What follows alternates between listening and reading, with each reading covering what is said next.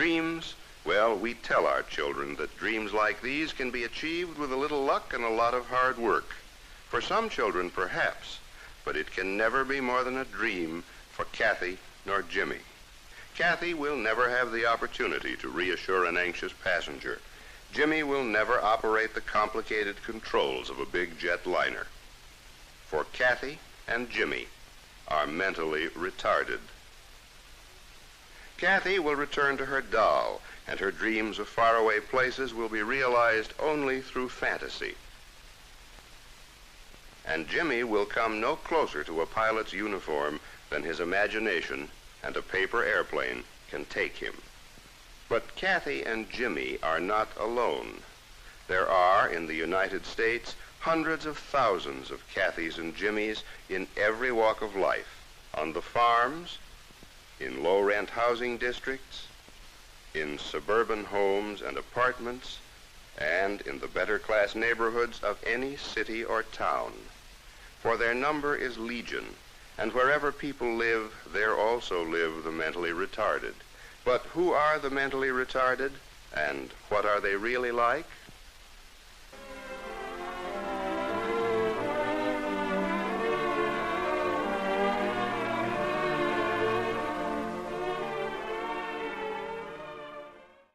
Learning to dress and undress themselves is something most mentally retarded children can do. Even the more difficult dressing activities, such as tying a bow knot in a shoelace. They can usually be taught to button and unbutton a coat or dress.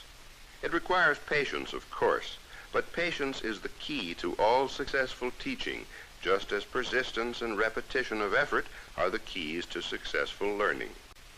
They can learn to feed themselves, and they can be taught to avoid the common hazards of normal daily living. The intelligence level of the custodial retarded is so low that they cannot be taught even these fundamental life requirements. As a result, they must be attended to by others throughout their entire lifespans. Fortunately, only about 3 out of every 100 of all mentally retarded people are so classified, really a very small percentage. And many even live to be quite elderly. In fact, thanks to medical science, more and more of the mentally retarded are enjoying normal lifespans. Those with physical disabilities may not be too seriously handicapped, so that only one function, such as walking, is impaired.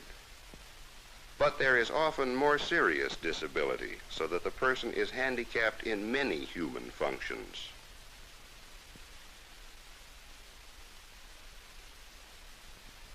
Sometimes it's so serious that they're unable to perform any useful physical activity.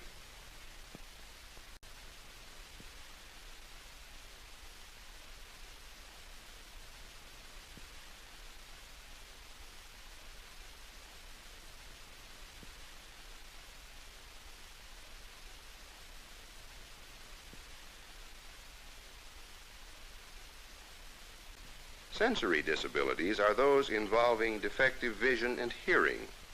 Usually, we include speech problems along with vision and hearing, although technically speech is not a sensory ability.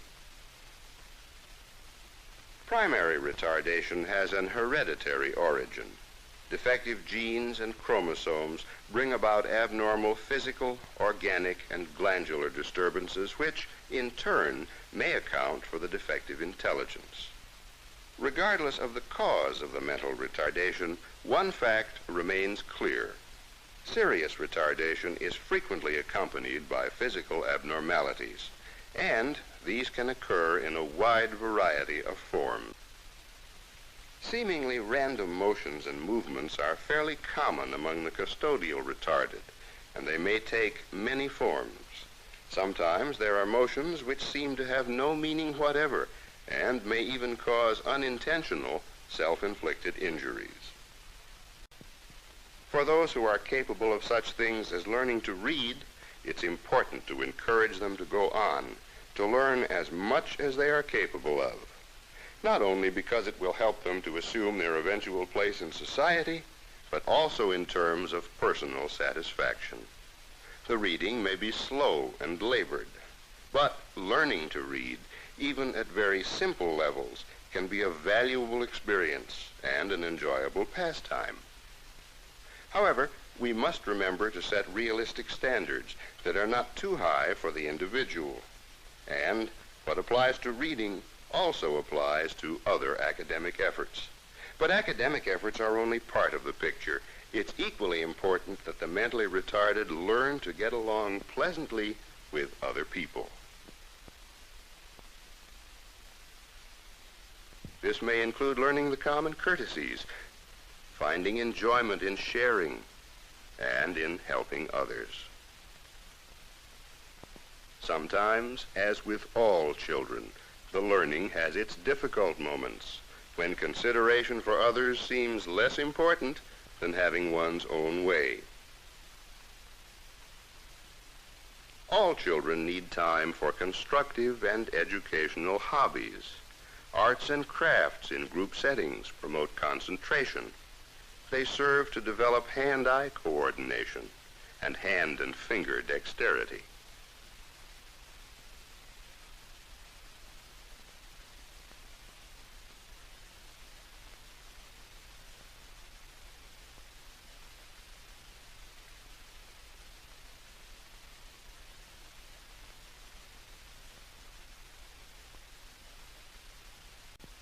But the education of the retarded child must go beyond this. For, like anyone else, the retarded have spiritual and religious needs, and these too should be satisfied.